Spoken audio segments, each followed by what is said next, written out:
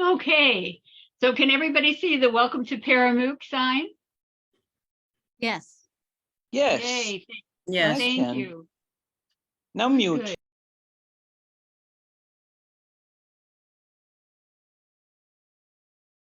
Okay, dokes. Well, welcome to Paramook 2023. And let me get also known as parapsychology research and education. And this year our topic is apparitions, hauntings, and poltergeists. The live sessions started on February 28th and will end on April 1st, 2023. And tell your friends we're taking registrations right up till April 1st. I want to say thank you first to the organizing team, Brian Williams, who's here, and Natasha Chisnis, who is here.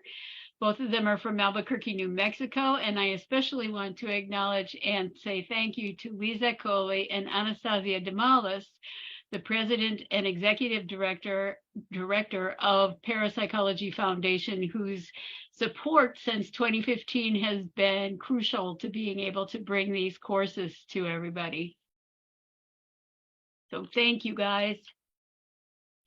So today we have Allison Jornlin from American Ghost Walks in Milwaukee, Wisconsin. And the title of her talk is The Hidden Ghost Hunter, Remembering Catherine Crowe.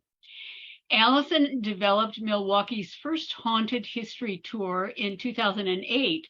Since then, she has presented at paranormal conferences across the U.S.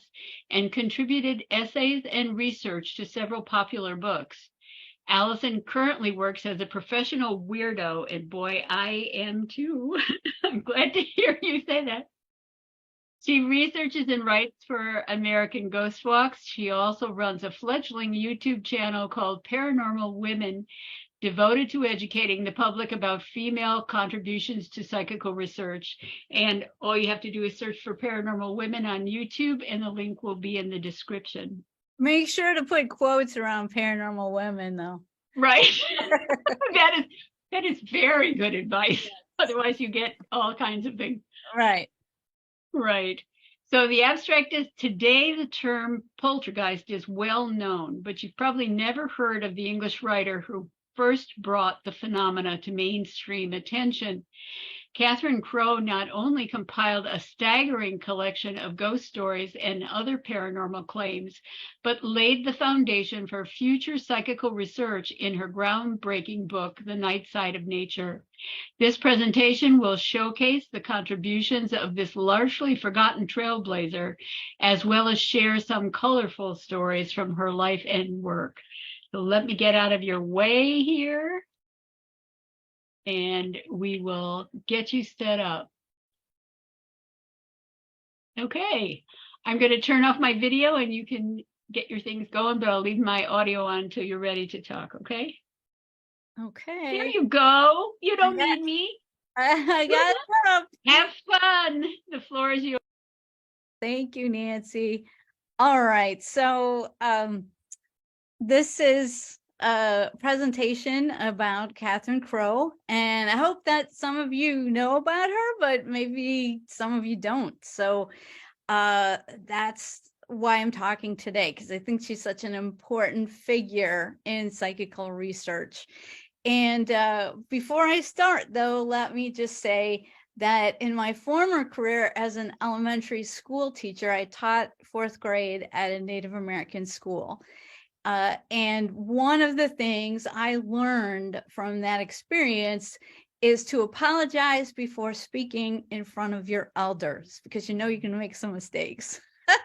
And I've adopted that practice and feel it's particularly relevant in on this occasion, since I'll be speaking in front of exemplars of psychical research like Nancy Grony, and I just wanted to thank her and Brian and Natasha for this opportunity today.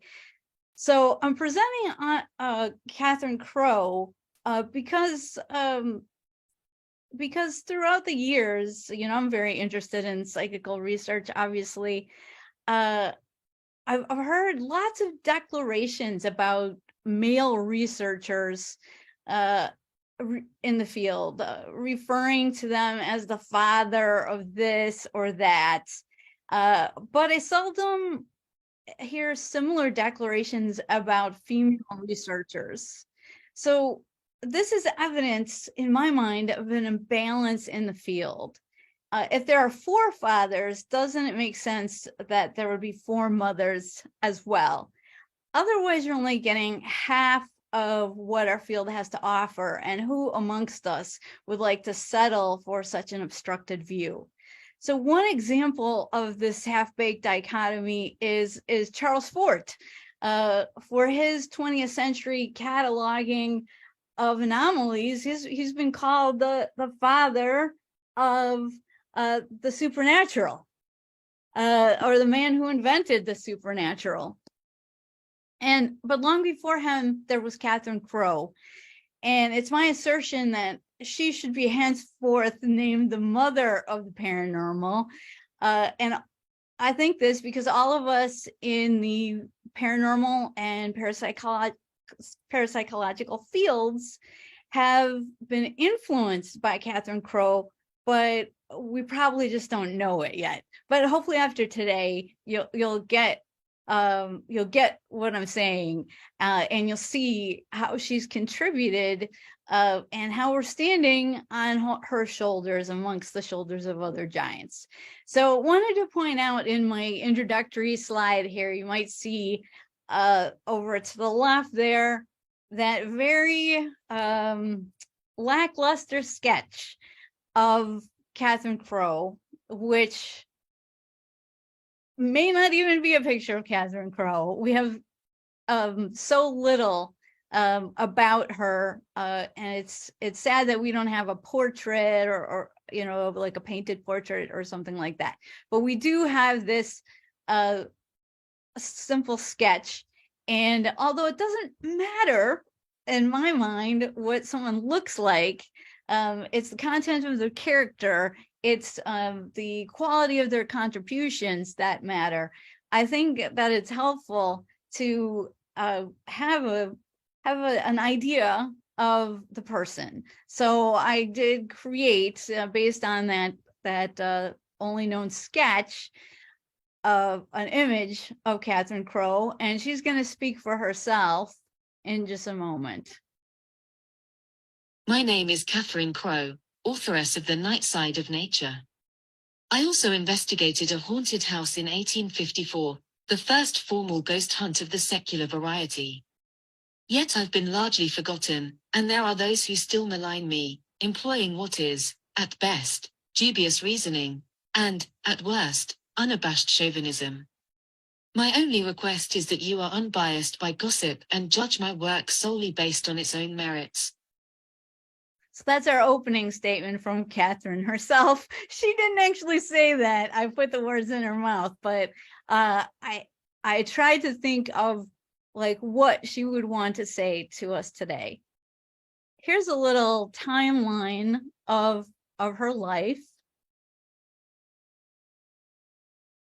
So she was born into a lower class, actually. To me, it seems more like middle class, but it was lower class to start. And then her father, John Stevens, had a lot of ambitions, and was a merchant and importer.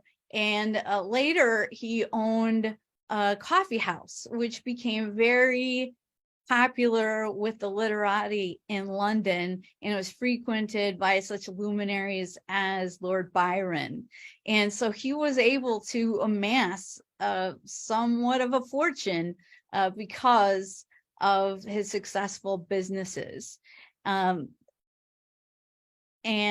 that, of course, comes into play a little bit later, that there was some money that would help Catherine Crowe live independently at a time when women found it nearly impossible to do that.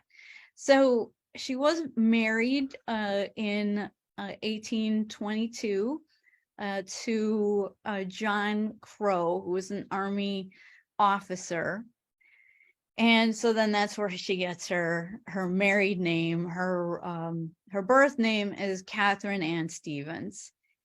Then in 1837, she fled her marriage, and she does talk in one letter to a correspondent that she was really fleeing for her life. So it was an unhappy marriage. She had given birth to a son in 1823, so just a year after the marriage, and that was her only son, William, her only child. And so she sticked with the marriage until he was old enough to go away to military school and follow in the same footsteps of his father.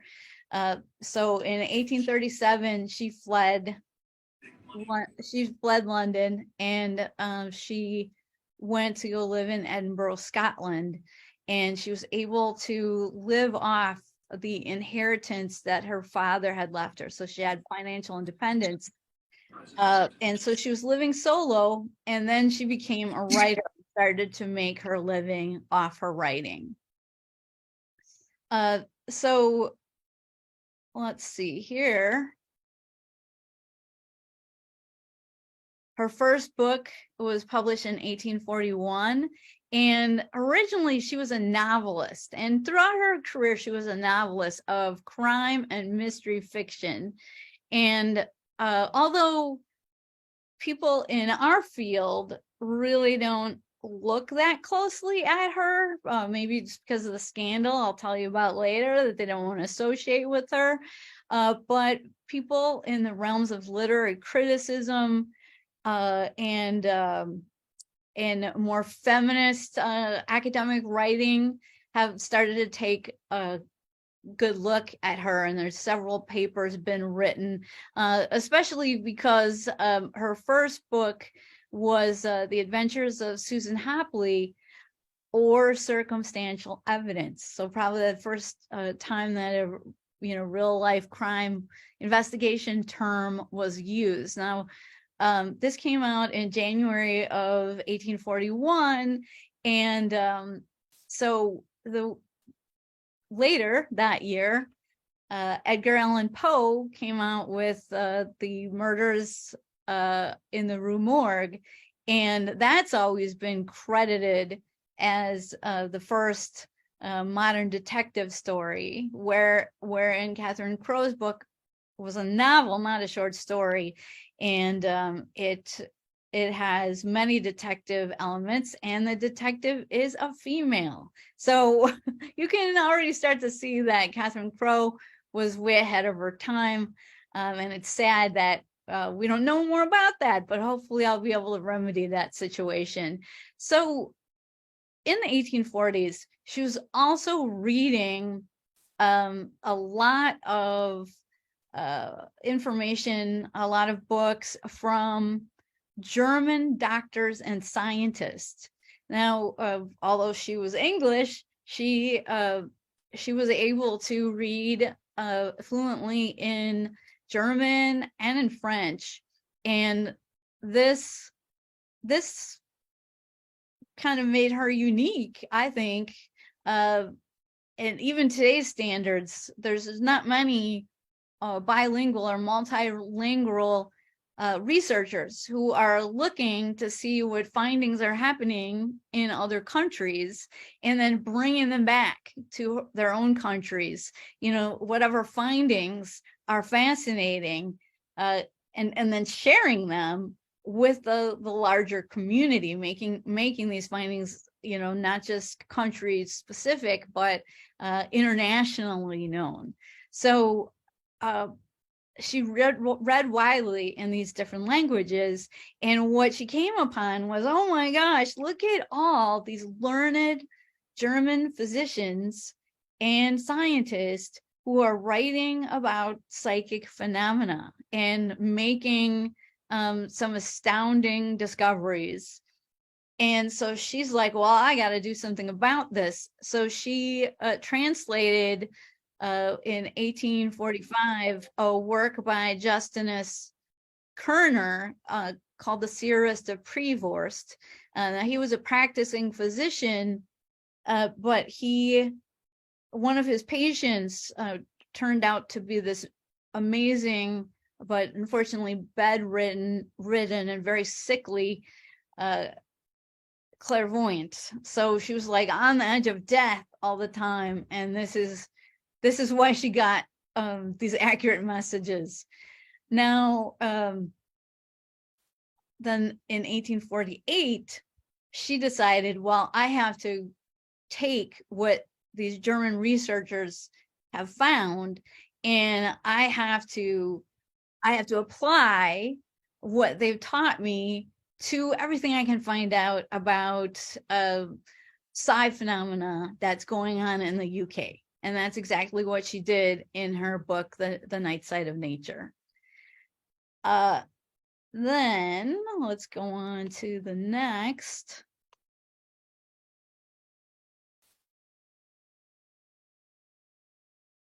Okay, so in 1854, she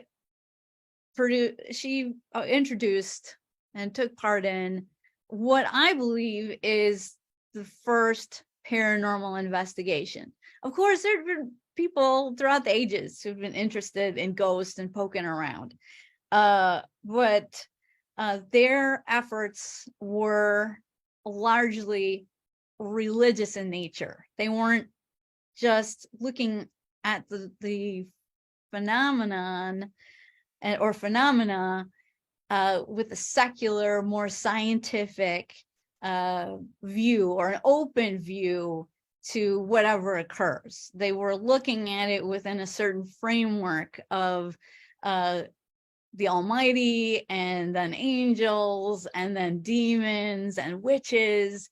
They were very influenced by that context. Whereas when Catherine Crowe went into this investigation, she was looking at it from just wonder in general, and trying to make contact with the ghosts and find out more about what it actually is.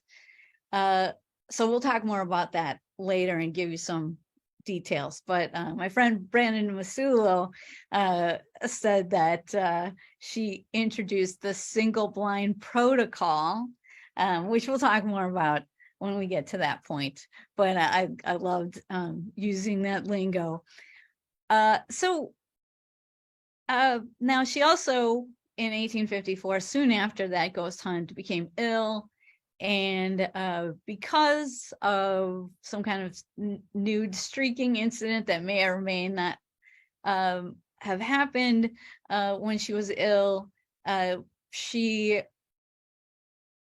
was slandered, I would say, and her reputation took a serious hit, where people found it really easy to label her as oh, you know, see, the spirits made her crazy, she's one of those crazy ladies, and totally discredit her over something that, if it did happen, was maybe 5 minutes, because we'll explain why it seems implausible that it was longer than that.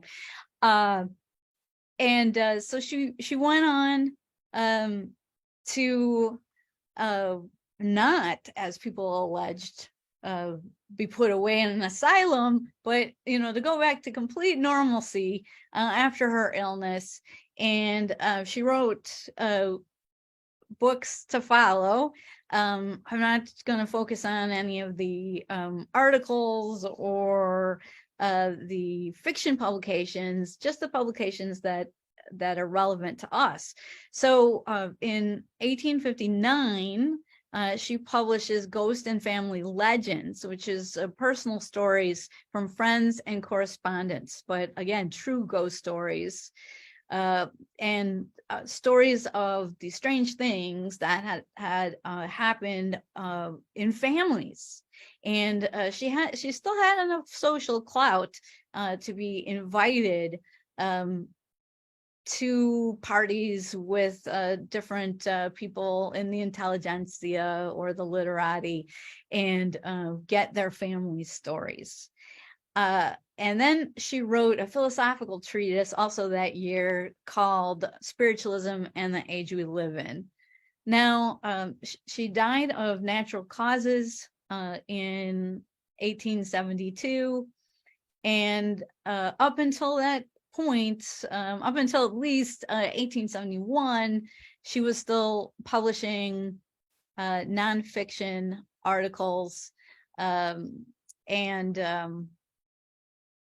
on scientific topics. Like she had this fascination with seaweed for some reason, and then also she was contributing mystery stories, short stories as well, until her death in 1872 of natural causes at the age of 82.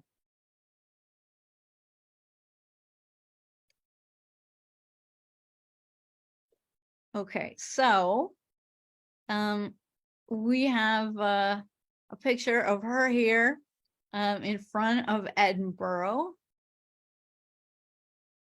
And she has this. From 1837 on, I lived an independent life in Edinburgh, making a living as a writer of crime fiction and mystery novels, featuring female detectives.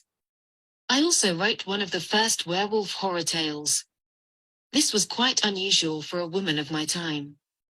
I became interested in psychical research in the 1840s from reading the works of contemporary German physicians and scientists who were making amazing discoveries.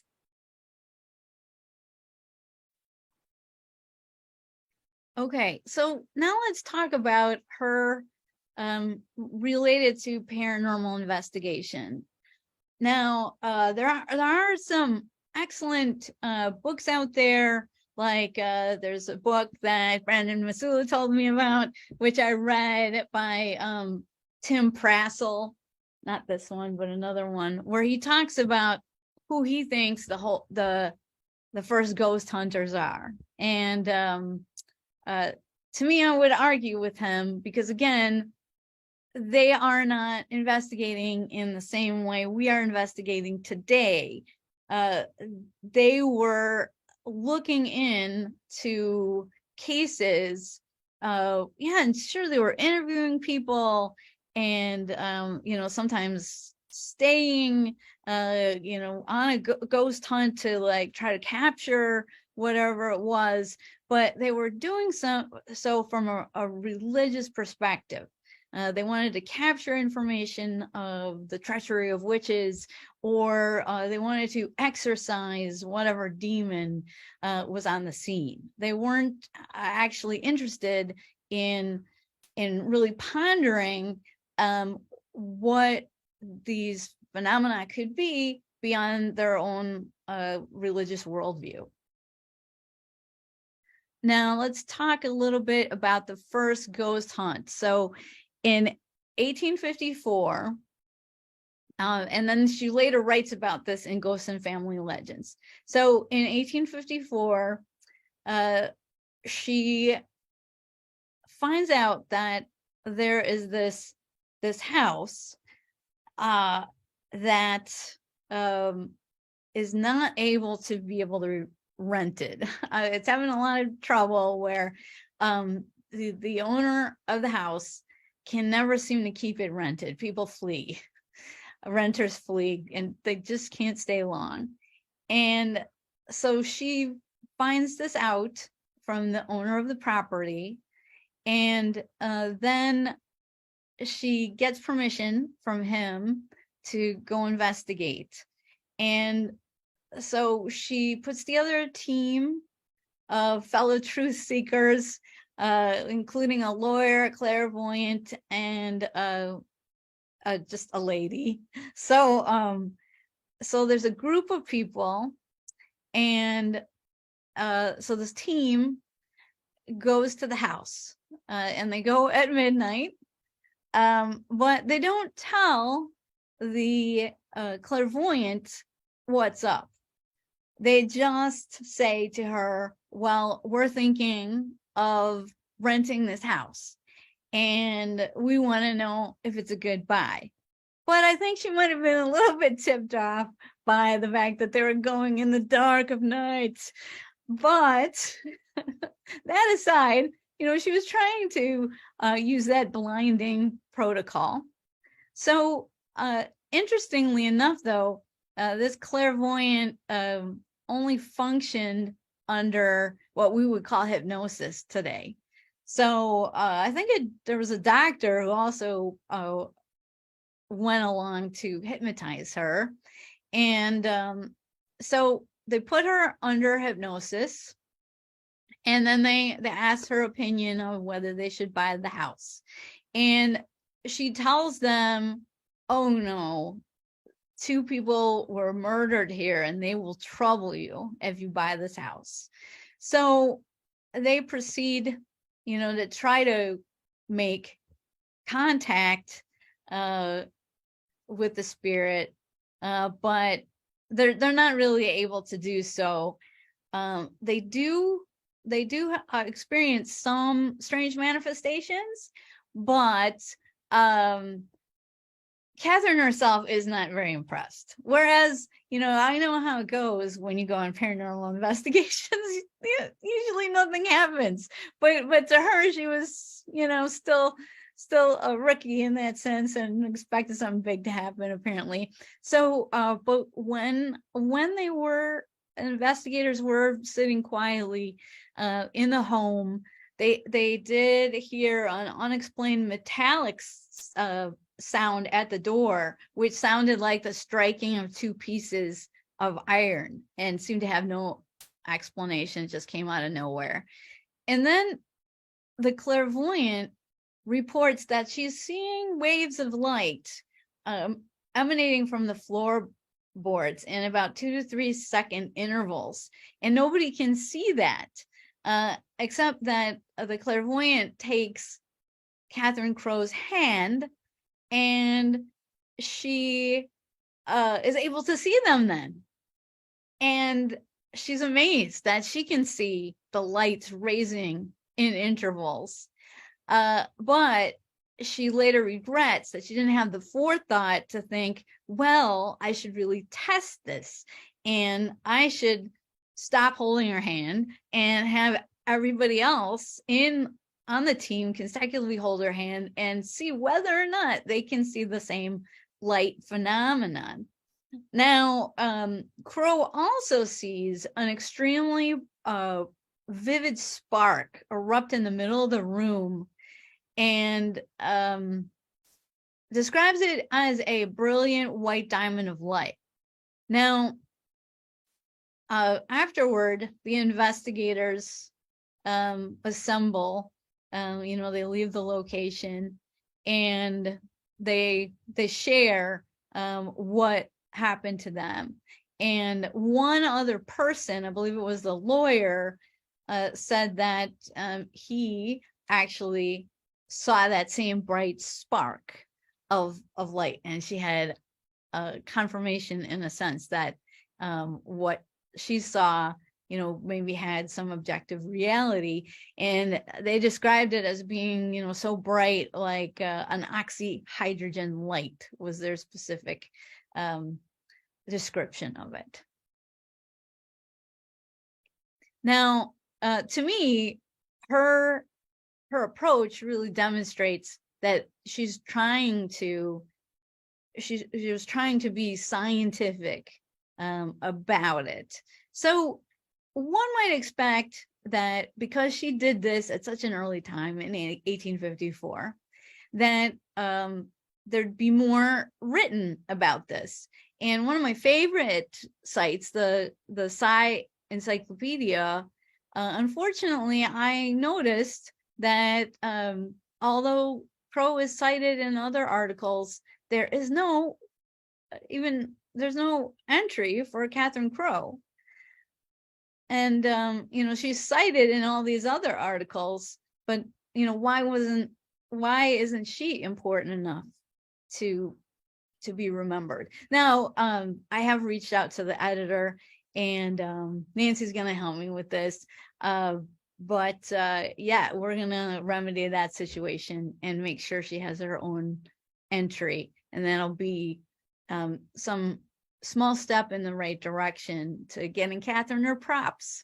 We have to respect her for her contributions. Now, also on the Sci Encyclopedia is this guy, Joseph Granville. And I mentioned Tim Prassel before, who wrote a book recently about the earliest ghost hunters. Not this one, I have the other book on Kindle. But he talks about Joseph Glanville here as the first ghost hunter. Now, this is a problem for me because, well, I'll tell you in just a second here. So you can see here on the slide that, you know, he's given credit, as he should be, for being one of the first intellectuals to take a scientific interest in paranormal claims. And then also Harry Price said that, here we go, should be called the father of psychical research in Britain. But my question is what he was doing really psychical research? I know that he investigated the drummer of Tedworth, which he called the demon of Tedworth, and it would conclude it was brought about by witchcraft. Now, he did go there, he did interview witnesses, he did stay in the home so that he could experience the phenomena, but is just doing that psychical research. It's kind of the analogy here is, okay, lots of people are interested in the paranormal.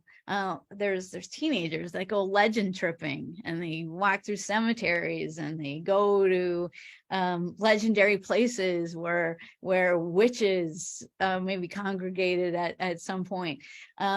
Is that psychical research? So this is what I feel like in this case, where he did want there to be a serious inquiry into supernatural happenings, which is great.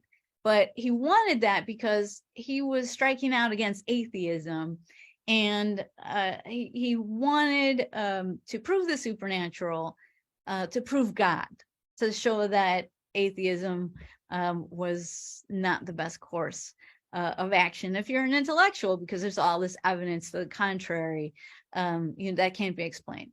And so yeah, I mean, he did call for the same approaches to be used as were used in science, and he wanted to compile a natural history of the supernatural, like do a survey of all the weird stuff that was happening, and try to understand it, which is great.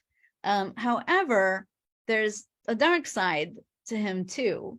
And, I wonder what he'd say about this idea that he was a psychical researcher. But in defense of truth, I sought to convince readers of the malefic power of the witches. So he was really into the idea that witches are real, and we got to do something about it. So his books are known to have deeply researched, or deeply influenced rather, Cotton Mather and his Wonders of the Invisible World, which was written to justify the Salem witch trials. So there are many that believe that his work to popularize the idea that witches were real, and that satanic power was out there that could seduce people, and that there's a lot of tormenting of innocent victims, that may have influenced the persecution of witches, including the Salem witch trial. So we definitely need to keep that in mind. Now, let's talk about who actually wrote a natural history of the paranormal, or attempted to, and that was Catherine Crowe. We talked a little bit about her 1845 translation of the Seerest of Prevorst, which was a book by a doctor named Justinus Kerner, And as I mentioned before, in his practice, he came upon this very ill woman, and in the process of taking care of her from over 3 years, from 1826 to 1829, he experienced, just by being there and medically tending to her, some astounding predictions that she made, and some he had paranormal experiences of his own that he didn't know how to explain. So when Catherine read this, she's like, "I've got to be translated into English," and that's what she did. And then from his work, and also the work of other German scientists and doctors, she was like, "Well, I have to apply what they taught me in their books, and try to make this huge volume of stories that will cover as many paranormal phenomenon as many paranormal phenomena as I can find." So the night side of nature is not just ghosts, although it's so many types of ghosts, and she does try to classify each type of ghost and talk about their purpose. But beyond that, there are, of course, poltergeists, which we'll talk about in a little bit, demonic possession, doppelgangers, and concepts which we now call OBE and NDE. She was looking into her area of the world, the UK, for examples, and also beyond.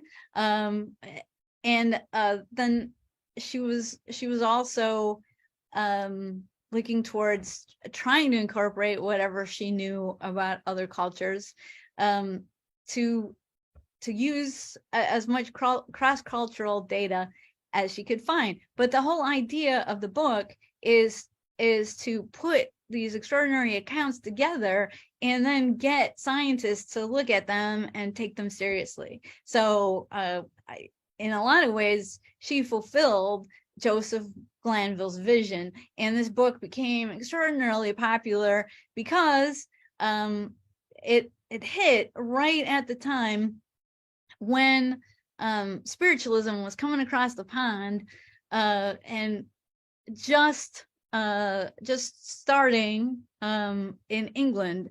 We know 1847, the Fox sisters in New York, but it took a while for that to get across the Atlantic and start influencing the British population. So, but what was interesting, so fortuitous, is that her book hit right at the time when spiritualism was starting to come in.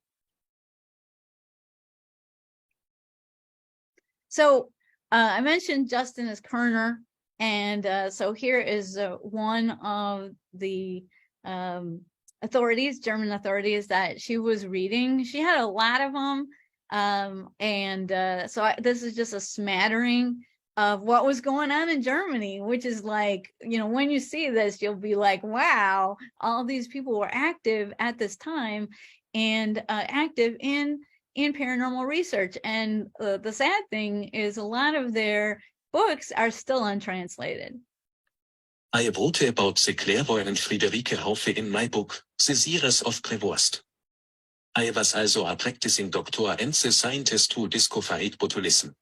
So these people who Catherine Crowe was reading and reporting on and being influenced by were no slouches. So, this guy was, Justin as Kerner, he was kind of a Renaissance man. He was also a poet, but he was a practicing doctor, and he was the first scientist to identify the botulinum toxin, which we know today is, one of the deadliest poisons out there.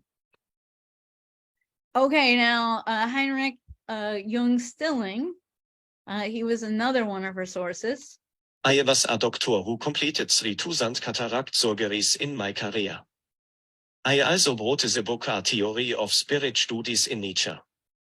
I believe it was the duty of the living to help the dead person. Yeah, so this is the guy who might have come up with the idea of unfinished business. I'm not sure about that, but 1808 is pretty early, and so there's this idea of that the living really need to help the dead to pass on and resolve any unfinished business that they have. And he wrote that book, A Theory of Spirit Studies in Nature, although I'm not sure if it's been translated. I had to take the German title and figure out what it said because it wasn't very clear in Google Translate. But this is just going to show a lot of these people that I'm telling you about today. A lot of their works in this area of psychical research still haven't been translated into English. So who knows what goodies are in there. Now, he was also a pioneering surgeon, and he really gained fame for successful cataract removal surgeries, and he performed some 3,000 of them in his career. Okay, so Carl Eschenmayer, another medical doctor and philosopher. Now, he researched magnetism, which so we have mesmerism, we have magnetism. These are all precursors to what we know as our modern day variant, which is hypnosis. So he researched hypnosis and demonic possession, and he wrote many books about paranormal subjects, but I couldn't find any of them that are translated at this point. I was a medical doctor who later researched and wrote about cases of magnetism and demonic possession. Okay, and this is another doctor, Dr. Joseph Ennemoser. I was a professor of medicine who studied mesmerism. I became a magnetic physician. I wrote a book entitled History of Magic. Yeah, so he's got this book, History of Magic. I can't wait to read it. I have not read it yet, but that one has been translated. So I'm really excited because it mentions all kinds of phenomena that I'm interested in, even fairies. So he, again, this was somebody who was a physician, but he thought, you know, wow, I'm really seeing these dramatic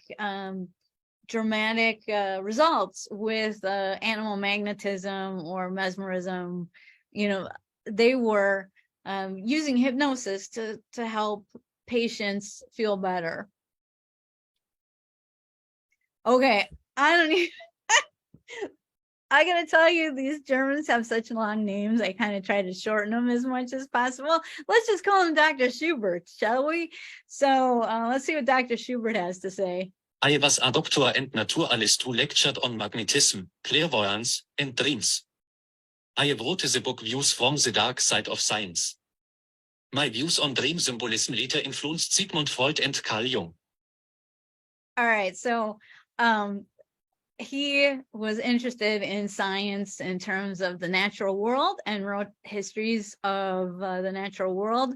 But he was also interested in a lot of the topics we're interested in, like hypnosis and clairvoyance and dreams. And I'm excited by the title. I think he must have really influenced Catherine Crowe, because his book is very close to her book's name, The Night Side of Nature, which is like the dark side of the moon, you know, the side of nature that is just out of view.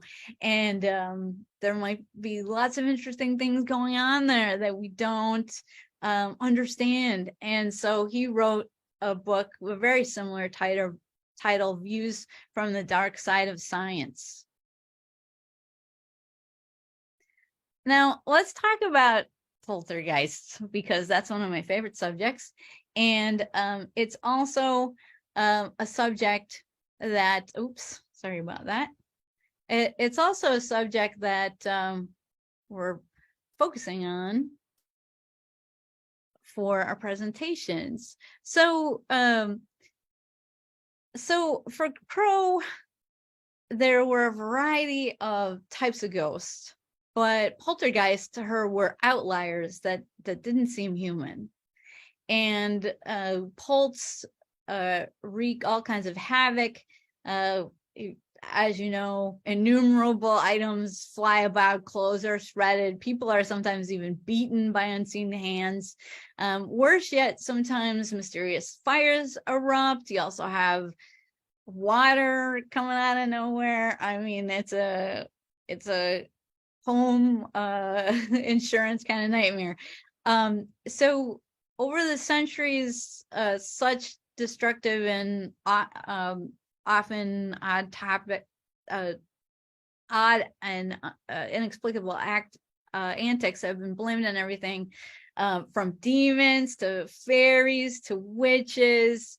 And today, of course, the most popular view is to talk about, like, it's an agent, it's a stressed teenager. But that was also an evident thread of hypothesis in Crowe's time. So it's just interesting, though, that there's been so many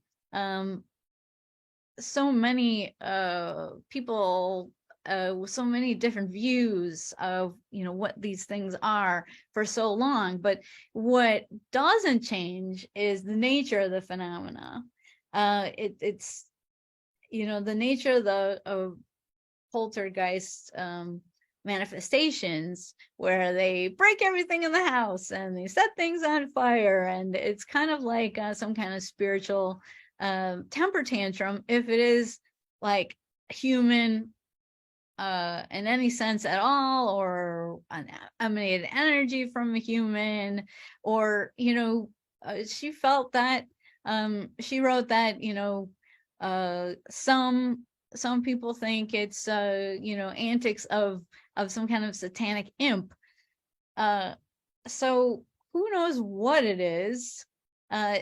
We'll talk a little bit about the parts that she explores in her books.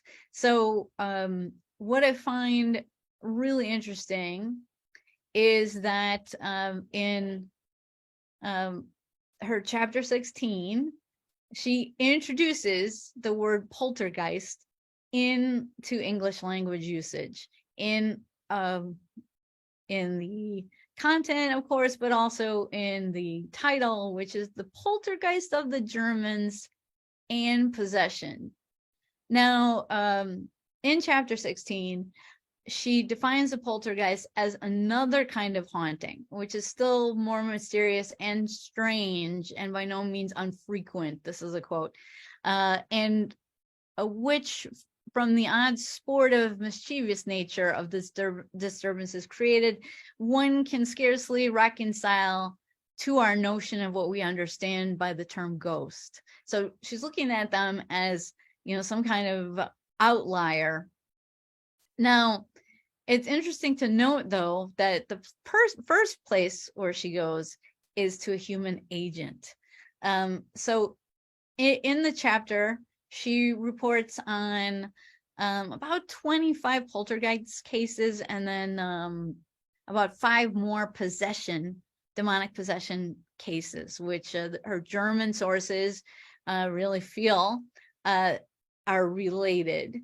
Now, so let's talk about the number one place where she goes, which is to talk about cases of electric powers.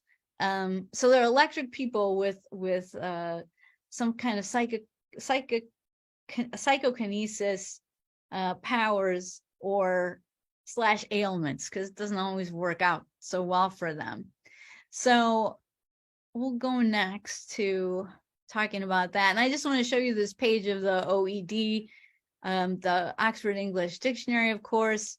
The great thing about that is it shows the first instance where the word appeared in the English language. And there, at least, Crowe gets credit. So let's talk about these electrical people, which were mostly girls, but not exclusively. So there's about 6 cases she mentions. I'm not saying Crowe is beyond criticism, because one of the things I wish she would have done in Night Side of Nature is fully fleshed out all of these stories. So she has a lot of mentions, but there are only certain stories that are fleshed out. And then I'd love to see more sources, so I could trace those sources today. And maybe some of these things, like those doctors that I just mentioned, she doesn't mention like their full name. Some of those names are kind of long, so I sympathize. But maybe these German doctors were more well known at that time. So she just mentions, Dr. So-and-so, people would know what to look up. But then today it's harder to find when you just have a last name. So, okay, let's talk about these electric girls. The original electric girl was Angeline. I believe the last name would be Coty or Coty rather than Cotton, because she was French. As I mentioned, Catherine Crowe also was fluent in French, and so she was knowledgeable about weird stuff going on in France at her time of writing as well. So this Angelique was a 14-year-old French girl who in 1846 was the center of some rather dramatic psychokinetic disturbances, and that it really caused an international sensation. So she was a peasant girl from a small village in Normandy, who exhibited some remarkable electrical phenomena, but I can't say that they're always electrical, because other things that you wouldn't expect to be electrical conductors also were affected. So she experienced these weird happenings for about 10 weeks. Now, her first manifestation took place on the evening of January 15th, 1846, when she was engaged in weaving gloves with 3 other girls. So she's doing a job, but then she notices, alarmingly, that every time she advances toward the loom, it shakes, and then dramatically like pushes away from her, as if she's repelling it in some way. And so then later on, as it progresses, furniture was also repelled by her approach, which made it really difficult for her to take a seat at any point. So then the electrical part comes in with these electrical shocks. So at times she zapped those with electrical shocks who got too close to her, and it's a question of whether that was intentional or not. But that certainly was a big part of the case, that people were getting these painful shocks. No one was electrocuted or anything like that, but it was very alarming. So because of all this attention, and her parents were of course very poor, they took her to Paris and tried to exhibit her, to exploit her for what was going on for her financial benefit, and whereupon the manifestation ceased. Now, another story, as I said, there's 6 cases covered in varying levels of complexity. So another good one was there was this teenage sister of Professor Emmerich of Strasbourg, and Crowe just refers to her as Mademoiselle Emmerich. So I'd like to see if I can find more information about her, but it's hard without all the pertinent information that you need. so she also manifested some very shocking skills, although it turned out to be more of a malady than a superpower in her case, unfortunately.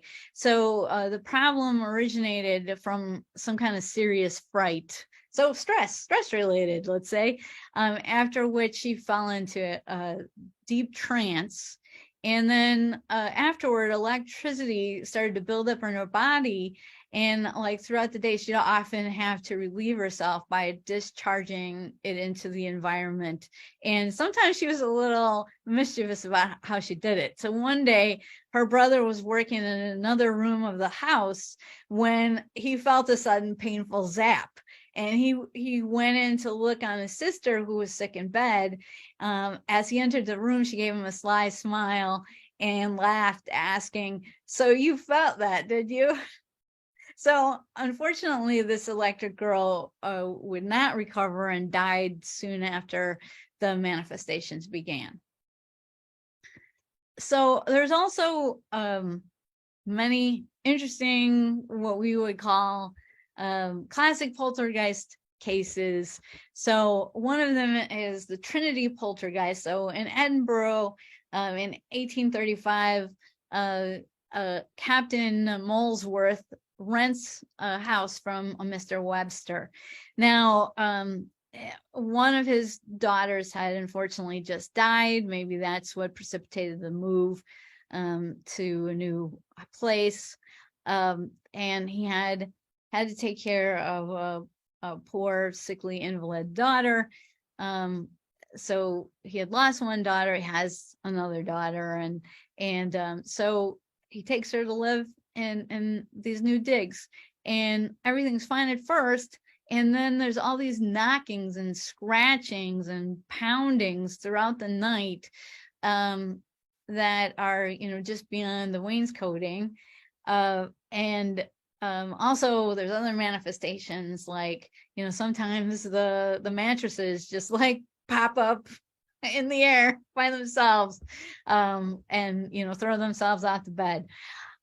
So Captain Molesworth becomes quite alarmed, and he wants to know, like, what is going on. He wants to investigate. So he chooses a very destructive way to investigate, in taking a crowbar and lifting up the floorboards. He's trying to find any evidence, like, are there bones, of someone that was killed here, and is that what's causing the manifestations? Is it animal infestation? So he pulls up the floorboards. I don't think Mr. Webster's gonna like that. And then he also gets frustrated at one point and discharges his firearm into the wainscoting, and he drills holes in the wainscoting, and all kinds of things to try to figure out what is behind there causing the strange happenings. Now, people in the community are also interested, so they come over, but they want to test, and they think, oh, it's his invalid daughter that's doing this. So they actually stuff her in a burlap sack and tie her up. Not a good idea, since maybe the rough treatment contributed to her death soon after. But anyway, Mr. Webster takes Captain Molesworth to court and is able to extract damages for all his less than responsible, maybe, investigation by tearing up Mr. Webster's house. So here's another favorite one of mine, because it involves an 18th century Methodist figure, John Wesley. So John Wesley grew up to become the founder of the Methodist Church. And when he was a child, though, in his home, there were strange manifestations. It didn't last long, just about a month, from Christmas Day 1716 through January. So his childhood home at that time was plagued with regular strange noises. There were footsteps walking in the rooms upstairs, and then they heard footsteps running down the stairs, and then the whole thing escalated into some rattling and thundering with the walls shaking in every room of the house. And then there was also these loud sounds like the blowing of an invisible horn that occurred with ear-splitting decibels. So there happened to be 15 children in the family at the time, and John was one of them, and he was quite frightened by the manifestations, but they did manage to come up with a nickname for the poltergeist, and they called them Old Jeffrey. But like I said, it only lasted for a month, and then it stopped. Like quite often with poltergeist cases, they're a very short duration, thankfully, because in some situations, like the ones I'm going to tell you about right now, if they last too long, they kind of ruin all your stuff. So especially back in the day, when people did not have much, they did not live in the opulence that we take for granted today, having like all their crockery and chattels and everything in the house wrecked, could put them in a dangerous situation for surviving the winter, for example. So one of the earliest cases she deals with has been called the Devil of Glenluce, and that's in Scotland. So this poltergeist is affecting the house of Gilbert Campbell starting in November 1654 until April that year, or April of the next year, and then starting again in July. So he's Presbyterian, and he goes to his minister to help him, and then they convene what's called, something I never heard of before, a day of humiliation in the community, where everyone atones for their sins. This has been another view of poltergeist cases, that it's some kind of punishment from God for some sin that was either perpetrated by you or the community. And so you have to repent. So that's what these days of humiliation were, where you fasted, maybe you wore a hair shirt. I'm not sure about that, but that sounds like a good way to atone. Maybe there's some flagellation. That's an old favorite. But the point is that the whole community would take on this act of contrition to try to stop this manifestation from destroying this guy. So that did seem to help, and they got a break from October of 1655 until April of the next year, when the activity picked up again. But it finally did stop in the winter of 1656 for good. So the manifestations that nearly destroyed the entire family included stone throwing, the spirit was speaking to them. That's interesting. It reminds me of like the Bell Witch, for example, in the US. And then there was a destruction of nearly all their family possessions, and their food was even spoiled.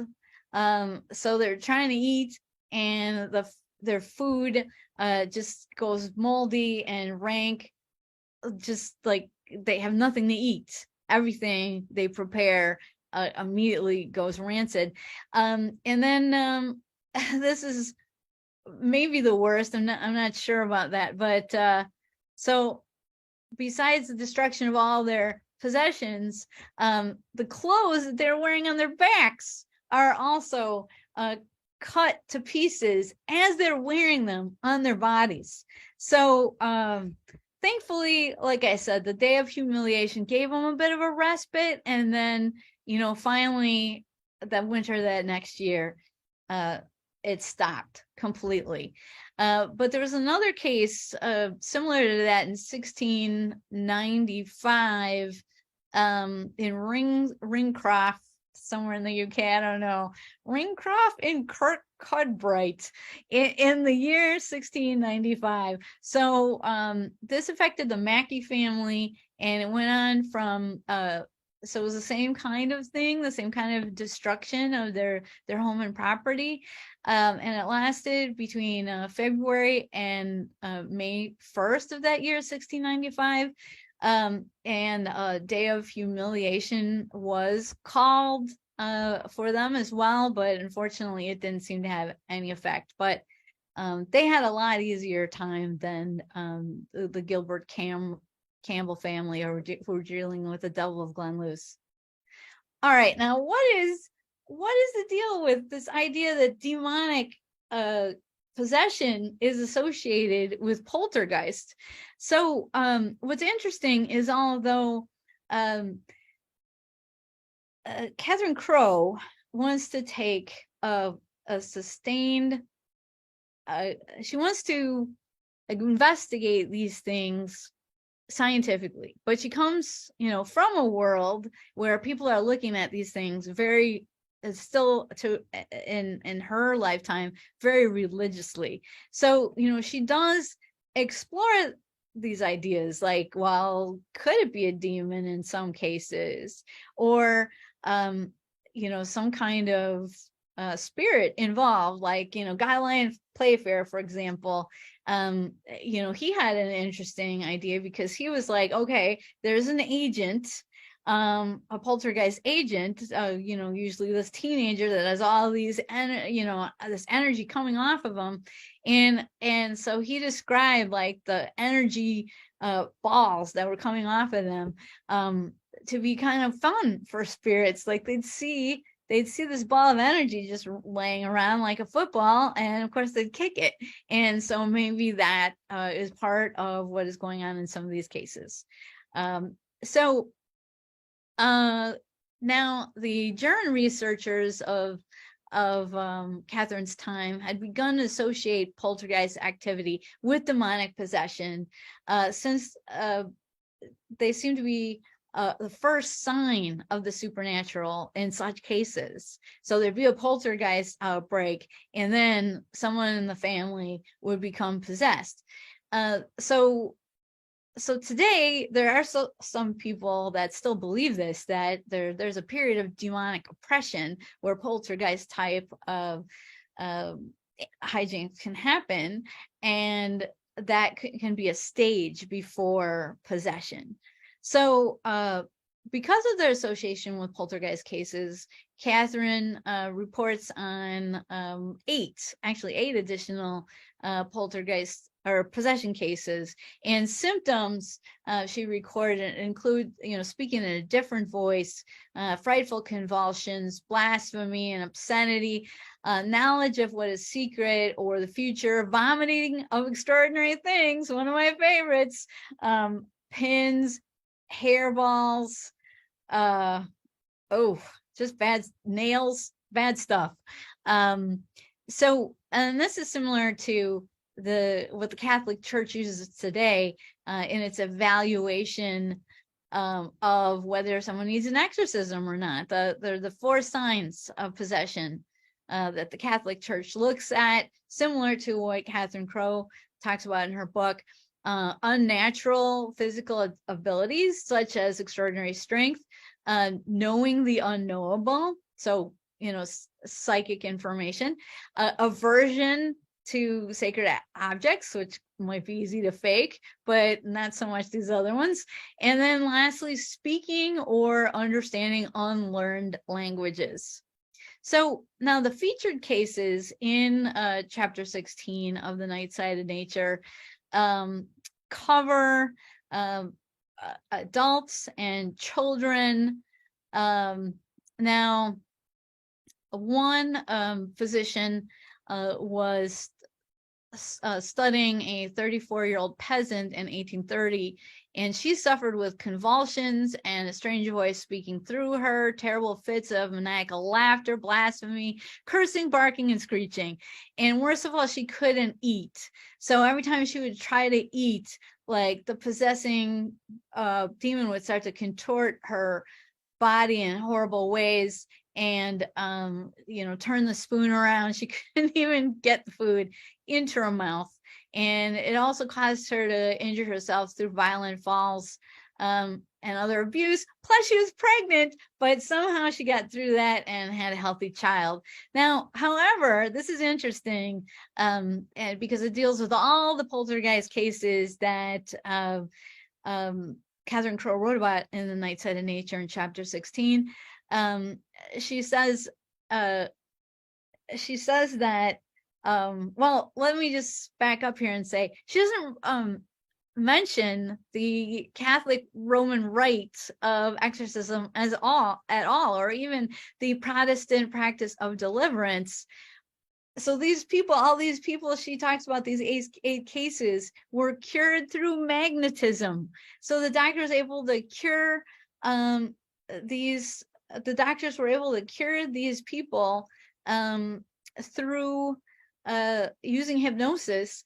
And she's, in her opinion, other remedies were more useless than nothing.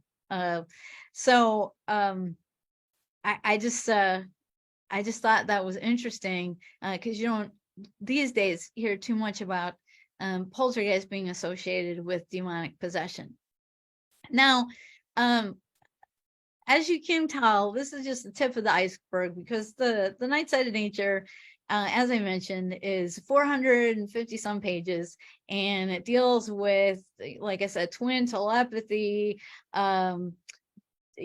shared dreams, doppelgangers, every kind of ghost, OBE, NDE, you name it, it's in there.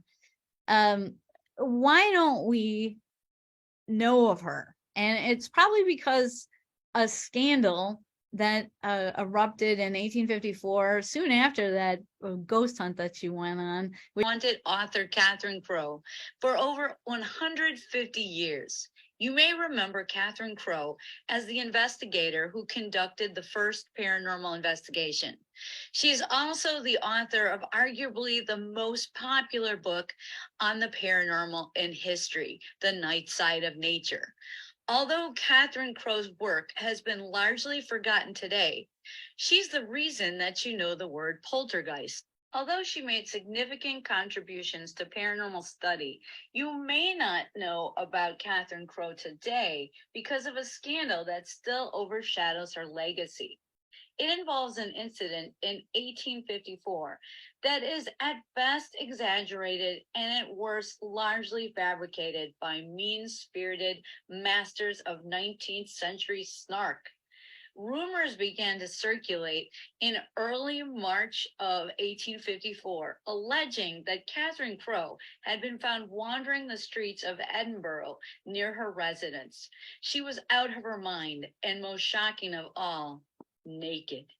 As the story goes, she was locked away in a madhouse. Several versions have surfaced over the years, ascribing various kooky details to explain her nudity, such as the idea that spirits had duped her into believing she was invisible. Let's separate fact from fiction. Catherine Crowe most likely did not look like this. She was 64, so she may have looked more like this. This is what we know for sure. Evidence suggests that it was none other than Charles Dickens who first spread these rumors, at least in writing. In a letter to the Reverend James White, dated March 7th, 1854, he has this to say. Mrs. Crowe has gone stark mad and stark naked on the spirit-rapping imposition. She was found t'other day in the street clothed only in her chastity.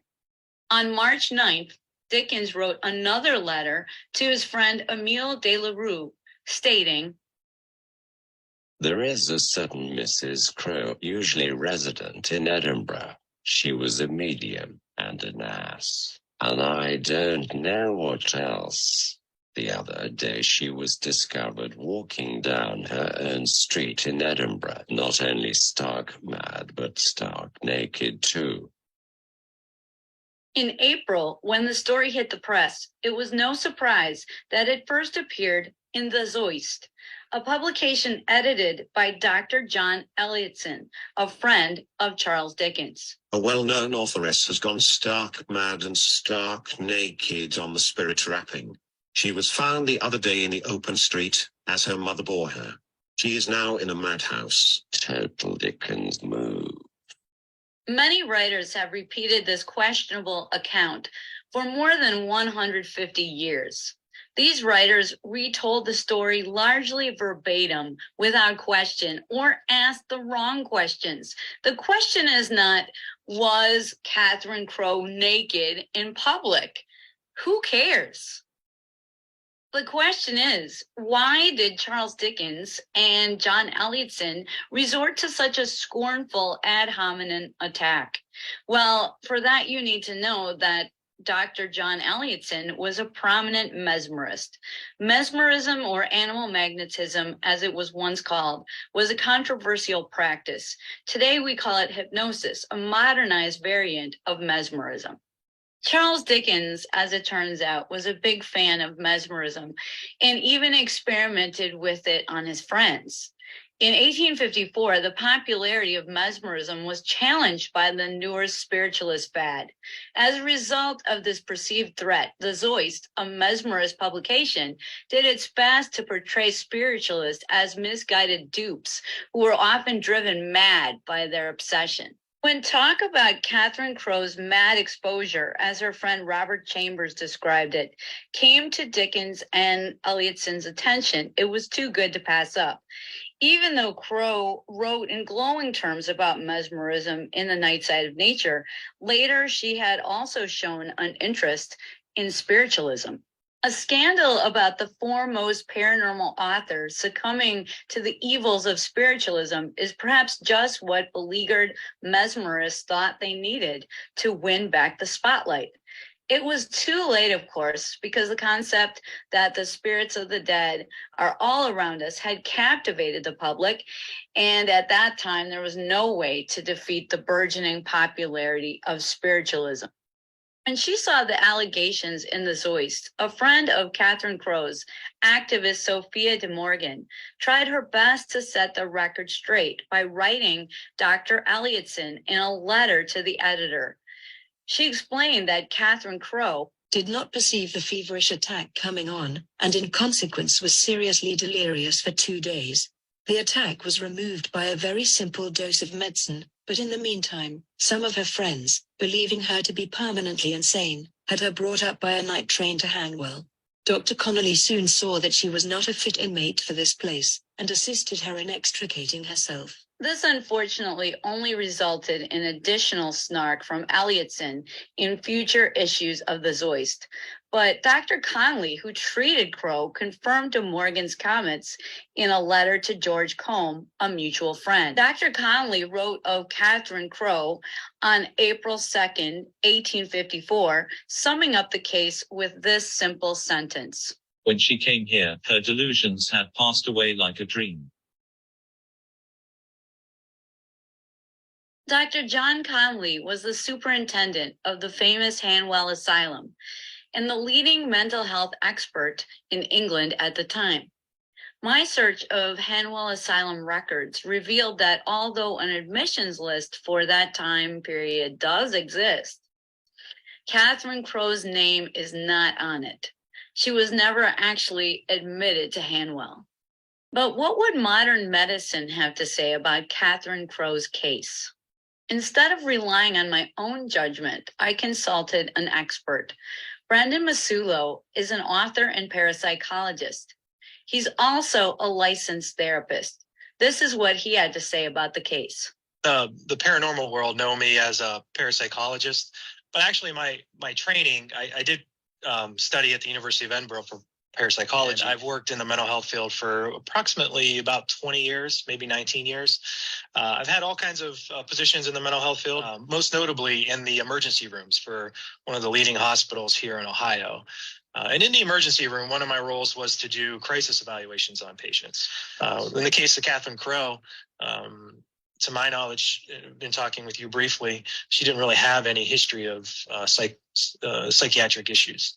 And I think we all believe that we'll never have sort of psychotic symptoms, but the case is delirium can happen to all of us, from a medication to sleep deprivation, to infections, to illnesses.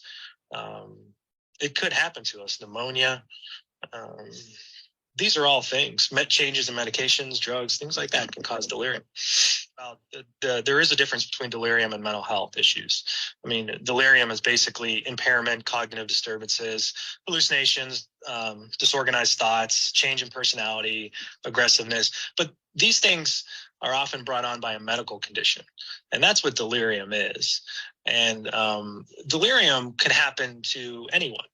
I've seen patients in the emergency rooms who took very common medications who would present with auditory, visual hallucinations, even tactile hallucinations. The woman had felt like there were bugs crawling all over her, and she had some paranoid delusions as well. And this was all from a very common medication she was prescribed. Other cases, we would often see patients in the emergency room with a common, especially the elderly, with urinary tract infections or UTIs. These would cause sometimes delirious type symptoms, confusion, disorganization, agitations, hallucinations.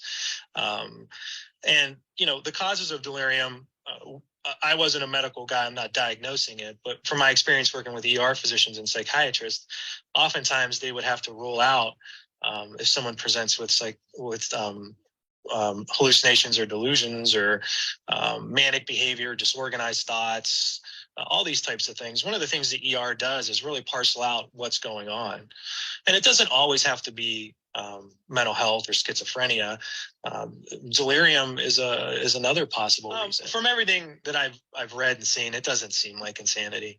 It seems like she had delirium. I don't understand why anyone would not believe that when she says it. If she doesn't have any previous history of it and no history afterwards, it seems likely that it was an isolated incident of delirium. And it was treated. Once she was better medically, she didn't have any of these episodes again. I have been for some time suffering from chronic gastric inflammation. I was taken ill on the 26th of February and was certainly for 5 or 6 days, not more, in a state of unconsciousness. During this aberration, I talked of the spirit trapping, and fancied spirits were directing me because I was writing on the subject. But I was not, and am not, mad about spirits or anything else. I think it's fair to say that whatever happened in 1854, we can put it to rest. All reliable accounts show that it was a short-lived episode, most likely due to physical illness. Catherine Crowe would live for another 22 years without incident. She continued to write thoughtful articles and books, including Ghost and Family Legends and Spiritualism and the Age We Live In, both published in 1859.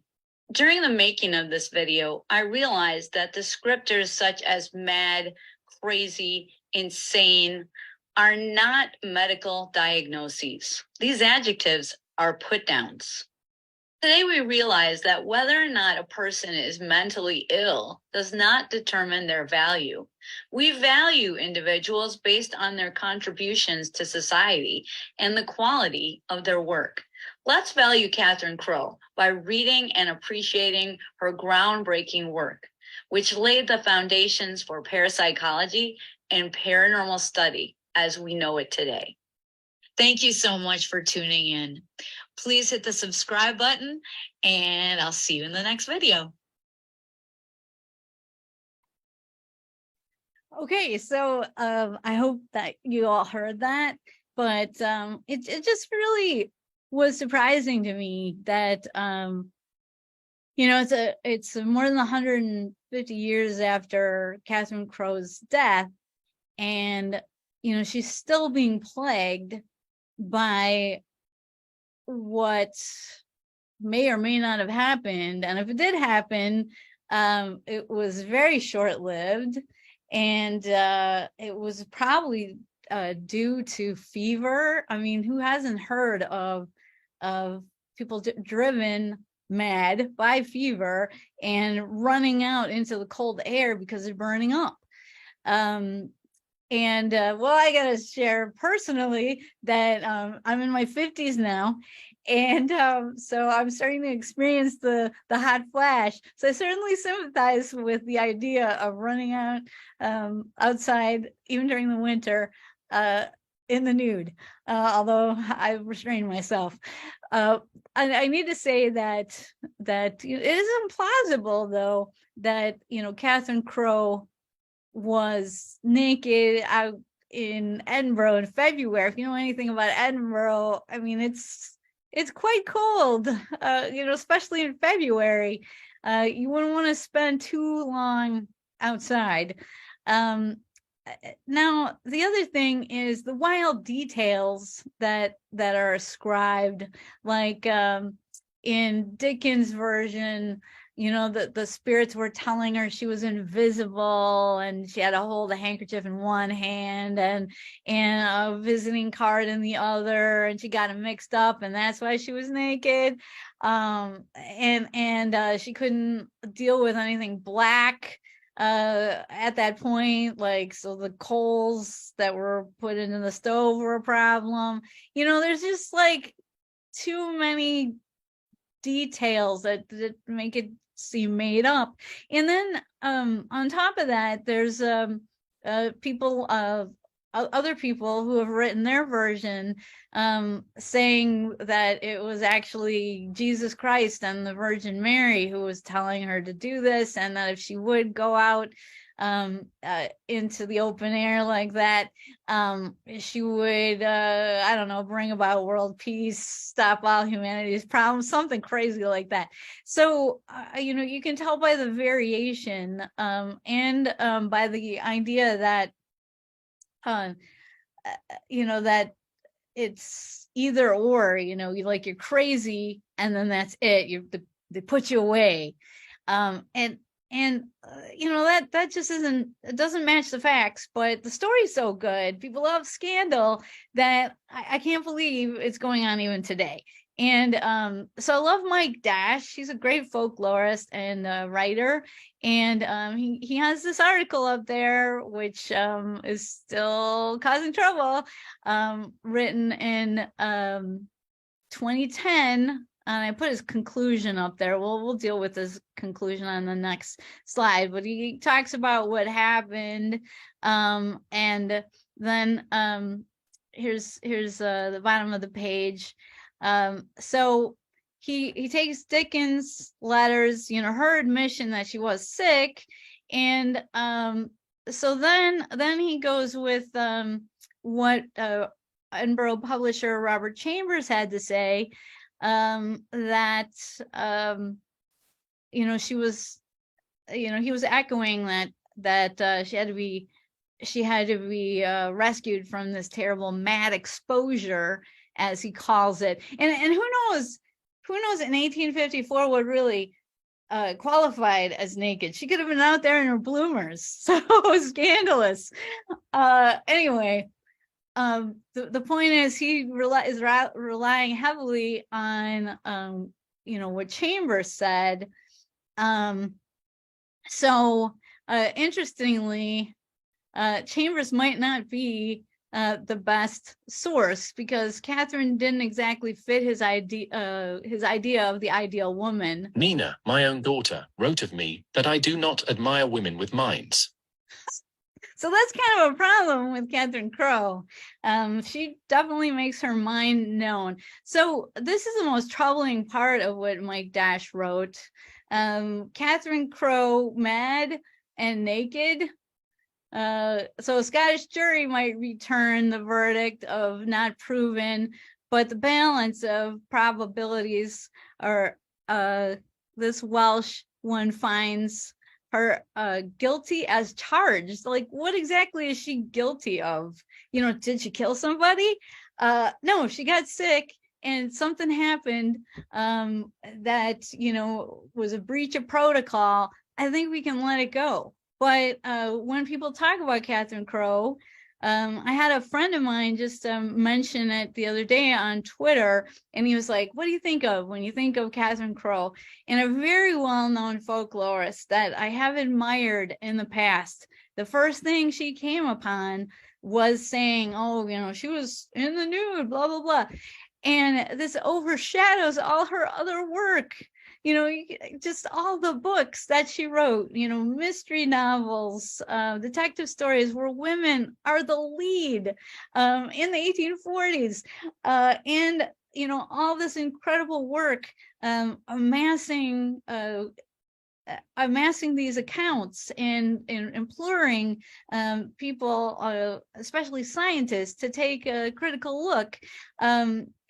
You know, at least Colin Wilson, he wrote a great book on the supernatural and was a wonderful, prolific writer. You know, he once repeated the rumor, but then he changed his mind and he came out with the Colin Wilson Library of the Paranormal, and this is one of the books he put out. And he said that she really, The Night Side of Nature was the first sustained effort to take these phenomena seriously and look at them in the spirit of science, and that she laid the groundwork for what the Society for Psychical Research did later. And I just think she needs to be recognized for that, and not something stupid, which is really something that is done to marginalize women, to just say they're crazy, like the whole idea of the crazy cat lady today. Because someone's lonely and has a lot of cats, we blame it on them instead of society for not taking care of older women. Okay, so then let's talk about this. So this was actually even more recently, 2021. As I said, you know, this year, one of my folklorist heroes smeared Catherine Crowe when she was asked what she thinks of when she thinks of Catherine Crowe on Twitter. And she cited Mike Dash as her source. And also Jan Bonson, who wrote a book about murder houses of Edinburgh, and has a past as a physician himself. He wrote about her Trinity poltergeist case, and what was alarming is this. So she writes about something that he wants to write about. The only reason he knows about it is because of her, and so he had to put this in. Since Mrs. Crowe is not the most reliable of authors, what gives you that idea? So he's saying she's not the most reliable of authors. She's not a critical thinker. But let's examine whether he's a critical thinker. Let's look at these claims. So she's observed walking naked through the Capitol. All we have is rumors that support that, not anything that is really passes muster. And here's the reason. Oh, we know the whole rationale. She thought she was invisible. And then a stint at Hanwell Asylum followed. Now we know her friends panicked and took her there. But as Mike Dash says in his 2010 article, he didn't have a chance to check the admission records. Well, I did have a chance, and she's not in there. And then you have John Conley's letter saying that, hey, she was fine. We gave her some medicine and released her because she's not mentally ill. So it just shows you that, you know, I think Jan's right. You should always check your sources and double check, no matter who the person is. But, you know, to just smear her like that she's not reliable because of some rumor, you know, why is the rumor so much more reliable? This just seems to me a problem that has been overlooked. So I have his address there, because although Mike Dash has been very nice, and he says he does plan to, he does certainly plan to revise his blog article, and he knows about my research, and he's been very contrite about it, and regrets what he wrote, but he's busy, so he hasn't revised it yet. But I sure hope he will soon, because people keep using him, including Jan Bonson, as their source. And they don't look any further. They're like, well, if Mike Dash says it, and Mike Dash is a great researcher, but you know, we all make mistakes, and not everything's going to be our best research. And I would say that's the case for that blog entry that he made. So again, if we're going to be skeptical of claims, let's be skeptical of all claims. Now, as Brandon said in the video, she didn't show any signs of mental illness previously, and all her writing, it's excellent, it's ahead of its time, it's very clear-eyed. And so then, you know, she has her episode, which lasts for, you know, like 5 or 6 days, as she said, and then she's fine. That is not mental illness. That's something else. And then she writes 2 more books which are relevant to us. She writes many more things in the area of fiction and nonfiction, but you know, they're not relevant to our area of study. So anyway,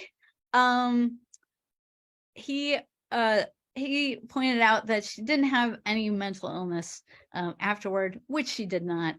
And I also want to point out that this delirium idea really helped me this holiday when an elderly relative took very ill. And we had her in the hospital, we had her in rehab centers, and she was acting like she lost her mind. And the rest of the family was ready to put her in a home. And of course, they're thinking Alzheimer's, dementia, you know, her mind is gone, that's it. And because I had talked to Brandon, I knew about UTI infections, I knew about delirium. And so I talked to the medical staff, and she indeed had a UTI. And once they found the right combination of antibiotics, we had her back. She's just the same woman that she always was. Same with Catherine Crowe. So delirium exists, and it's scary. Okay, so one thing I didn't know about when I made that video with Brandon is I didn't realize that there was a thing where during the 1800s, a lot of men, when the women in their lives became inconvenient, tried to declare them insane and get them locked away in an asylum. So there's this great article that was published in the Dickens Quarterly, and it's about Catherine Crowe, it's about Charles Dickens and perceptions of female insanity, which is still too easy to make an allegation today and totally dismiss and marginalize someone. So what's the gist of what she was talks about here? She does talk about there is a friend of Charles Dickens that was successfully able to put his wife away for mental illness. And so he starts with Catherine Crowe making such allegations as insanity public, and then later when his wife becomes inconvenient because he's having an affair with a younger actress, he attempts to get her committed to an asylum. So there's academic information from letters that show that he was actively trying to do this, and the thankfully, the mental health professional he approached said no way. And of course, then Charles Dickens hated him and wrote terrible things about him after first loving him. So yeah, we really need to rethink our ideas of Charles Dickens. So I know I'm running long here. Sorry about that. I hope this has been enjoyable for you. Here's my concluding statement. My object is to suggest inquiry and stimulate observation, in order that we may endeavor, if possible, to discover something regarding our psychical nature, as it exists here in the flesh, and as it is to exist hereafter out of it. If I could only induce a few capable persons, instead of laughing at these things, to look at them, my object would be attained, and I should consider my time well spent. And I know here today, with you guys, we've done that for Catherine Crowe. You've listened, you didn't laugh, and you're taking these things seriously and studying them. She would be glad to see what you're doing today.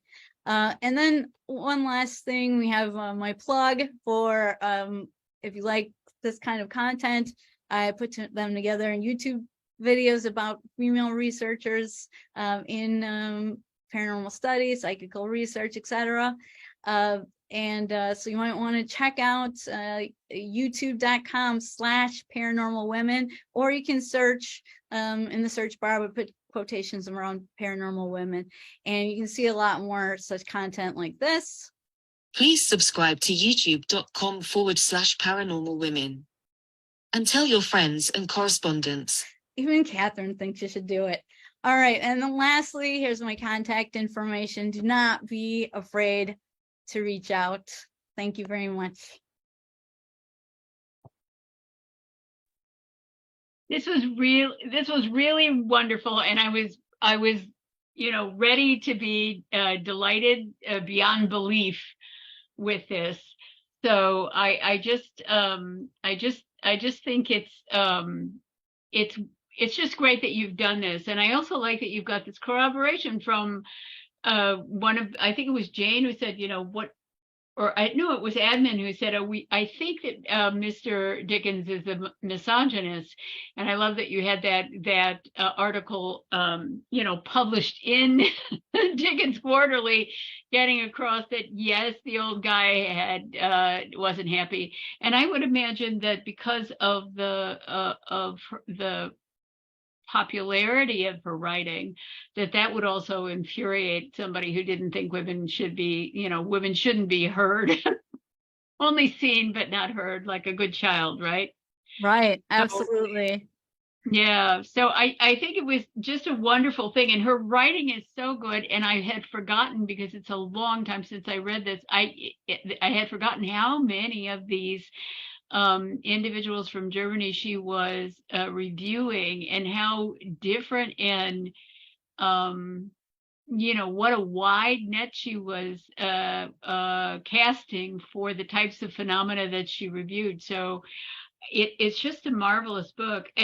One of the things I think that's really interesting is back in the day, and I think I mentioned this to you when we were doing the practice, was that Alan Gould, who's basically the king of his history of psychical research, had said something to Carlos and I at one point in the 90s about how this was one of the most reprinted book that had ever been, and was probably in more editions than almost every other thing out there. And you were seeing as, and I like that you called it this way, you were seeing a secular point of view, a way of looking at the phenomena that was scientific and aimed for a rational, but also open to paranormal kind of understanding of the phenomena. And it is too bad that she got sick and decided, okay, we're not going to do this middle of the night stuff anymore, if that's what happened.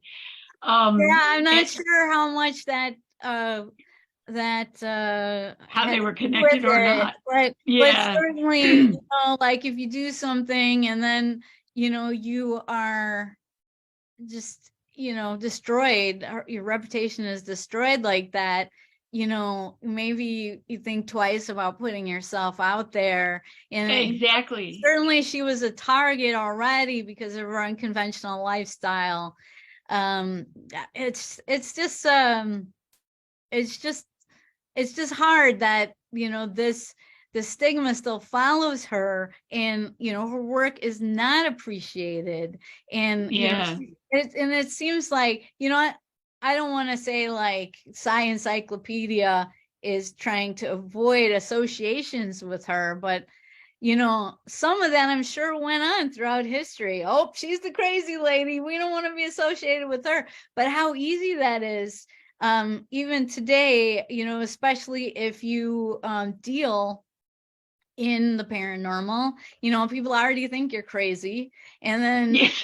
and then, you know, you're a Exactly. woman, and you're women, you're irrational. And I mean, these things still exist today, which Yep. is why this is still so active. And it's just been so many years. It's just like, give her a break. Yeah, it's almost yeah, it's almost 200 years. It's like excuse me. How many other books from 1854 are still being read today? I just wanted to say that you have a lot of accolades in the chat box. Lizette said fantastic presentation. Brandon, great presentation. Randy, excellent and important presentation. Janine, thank you for your presentation. I'm sure Catherine is smiling on the other side of the veil. And you know, there's just more than that in there as well. I think well, not only did you have this marvelous set of animations and these wonderful voices speaking for her and for Glanville and some of these German guys, so it was very intriguing and engaging to watch. But also this is a great cause to have somebody who was that before her time and brave. I mean, she went back to her writing. She found people to talk about their family ghost stories. She wrote a book of philosophy, for heaven's sake. She didn't let herself stay behind that veil of shame, right? She just faced it and eventually got back out there and was as good as she was before. That's heroic, and it's lovely to find a heroine that way, you know, to know that there was a quest there in her life that she did not back away from. So and I love that. I mean, I love that Alan Gold thought she was amazing, and I love that Carlos had his own copy of this as well, and was not at all not at all going to walk back from that, you know, that this was a really important person. I don't Jane, can you put down your screen, unless you had something that you're trying to get to, which is okay. Yeah, and I'm hoping, like, I know I went really long. Sorry about that. No. I was afraid I wouldn't have enough. No, I know you were, but it's great. It. It's great. No, it's great. It was, I mean, we that's the reason why we only have one per day, right? So that you can take the time that you need, and we can have time to talk. And I'm going to shut up. And Morgan, I know, has something to say. And if Brandon, you want to open your audio too, I will be quiet now. I know, Allison, this was awesome. Like, this was just so informative. So thank you for putting this together. I think not so much a question, but just a add on to what you were saying. And I think, because I think this presentation was important for a number of reasons. And, you know, when we were talking about Dickens and, you know, the rumors that get started and whatever, you know, we sit back and we listen to this and we think about it as something that's happening, you know, in the 1800s and whatever. But this is social media trolling. You know, this is what's happening now. And Right. I think this story is so relevant, even just to like what we experience today, where you get these people. And I mean, I know you've had it happen, and I know I was probably out there about me too. But it's so interesting to see how that label of crazy, or that label of, you know, just the gaslighting that goes on, whether it be like in this field or I mean, it happens all over the place, but that immediate label of, you know, you're crazy, we're gonna gaslight you over an incident, or we're going to twist it and then we're going to make it something else.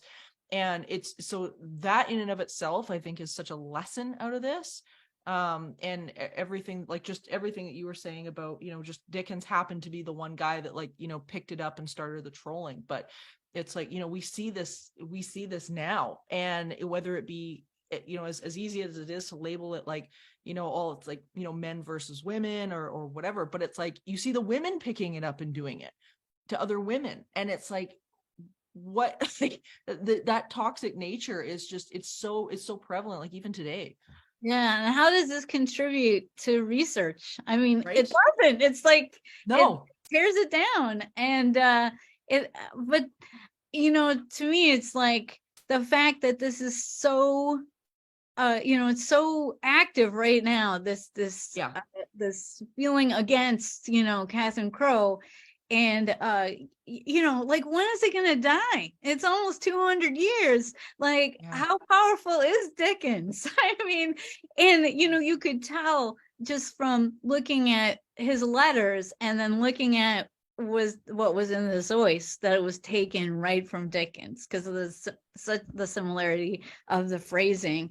And you know, they had been trying to badmouth spiritualism for so long. And even though Catherine Crowe loved mesmerism, she did a lot with mesmerism, you know, it was just too good to pass up that we could smear her. And she's like kind of the poster child for, you know, the spiritualism and today. And so they just couldn't pass it up. And like, people just cannot let it go. And they have to mention it every time that she had a breakdown. Yeah. But again, it's like there's the typical headline, right? Like, I mean, we could like, you could almost see it today if you were like scrolling through social media, you know, and seeing like, oh, so-and-so had a breakdown, except now it's on the cover of the Star, or it's, you know, the cover of People, or whatever. It's like so-and-so had the breakdown, and then the next magazine picks it up and blah, blah, blah, you know, and it's just, it's crazy, but it's interesting how that, like that psychology of, you know, that grabbing the sensationalism and then just destroying somebody. It's like people are going to click on that before they click on, oh, hey, what's this thing about mesmerism? Right. And well, you know, and the fact that you could write so many books, you know, she wrote 4 books that are, you know, wrote 3 books and then translated 1 book that is relevant to us. But, you know, she wrote so much other stuff and was, you know, like a leader in terms of, you know, women writers of crime and, you know, mystery, crime fiction and mystery novels. And, you know, that's why, like in literary criticism, you see her popping up and people investigating. But, you know, I really wish, you know, you'd see more papers written about her in our field. But, you know, how that you can have such an immense body of work and somebody can be, oh, she was outside naked one time. Well, I mean, did she eat a baby? I mean, like, what? Like, who cares? She was outside naked for 5 minutes. I don't care. Yeah, if she was at all, you know, and that's the crazy thing. Like, it's just that one. It's scary to see how, like, that one piece of whether it be, you know, true, false, you know, whatever, like career destroying. And it's like, and you know, and here we are in the same, you know, basically in the same position nowadays, where it's like, you know, one person speaks out about something that they think is wrong, bam, they're off the table. And it's like, and she's just, I think, an early victim of what we're seeing that's become more prevalent now because of social media and stuff like that. But holy crap. Yeah. So related to social media, that's really well, and I think it's a good idea not to put down how powerful the social media of every single, you know, every single era has been in crushing people. But Brandon, you got to get in there. Well, no, I was just listening. I mean, I agree with everything. I was curious, like, she was such a prolific writer and bilingual, and obviously she grasped the science of the day, from mesmerism to what was going on in Germany. Did you find anything about, like, not just her education, but her inspiration for kind of going towards psi and spiritual? I don't know if she has bios in some of her books. I mean, did you find anything about that type of aspect with her?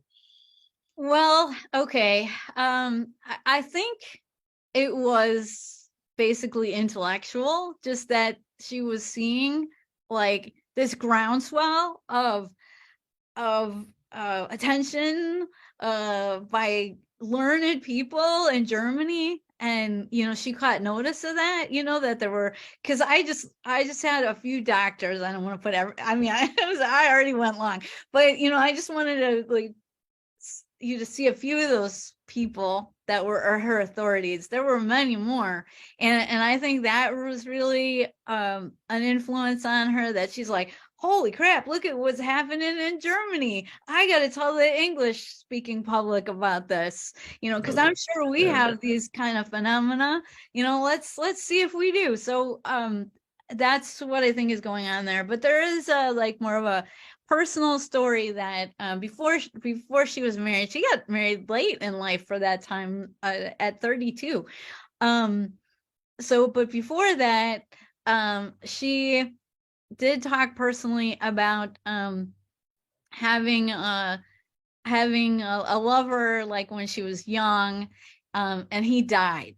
So there's might be some evidence that she was hoping to reach out to him, or she so that might have been like a personal reason, that she lost her first love, her true love, at a young age, and then married this other guy who she had to run away from, and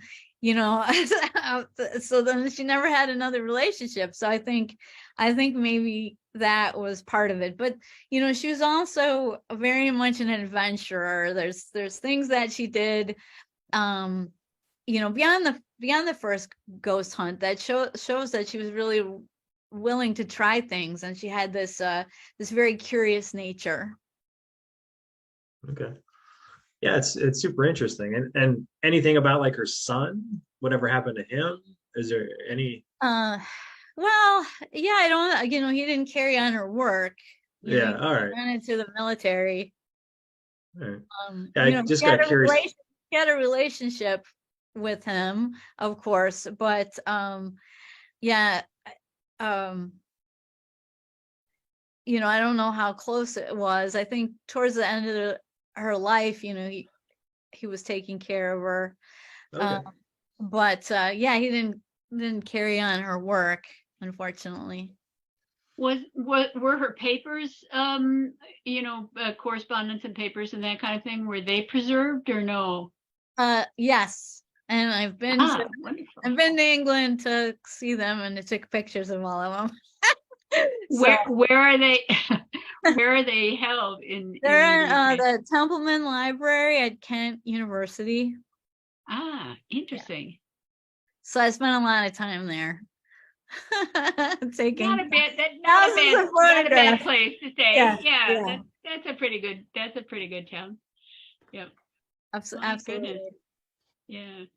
Well, it's just absolutely fascinating, and I love that. The other thing that I loved about your video on the YouTube channel was that you made that very sort of strong statement about, why are we doing this? People that have mental problems, or even if that was what was happening, how can we feel that way about people that have been afflicted one way or the other? And I think there's a bit of a sea change about that among maybe global populations. I'm not sure what direction we're going into, but there are people now that are willing to talk about those kinds of things. That I think of John Green, who's has OCD, and he's probably the biggest guy on YouTube and one of the earliest YouTube video maker. And he and his brother, have crash course and do the Project for Awesome and all these kinds of things. And he doesn't ever shy away from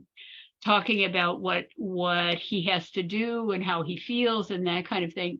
And I think all that kind of stuff is really important. If we could at least start having empathy for people that are behaving in a different way from ourselves, instead of starting out, saying, yeah, well, they're not, it's just not helpful not to be empathetic. It's a way to kind of ruin your life in a way, because it limits you from being able to interact with people and understand people and listen to people. And, so I love that you did that.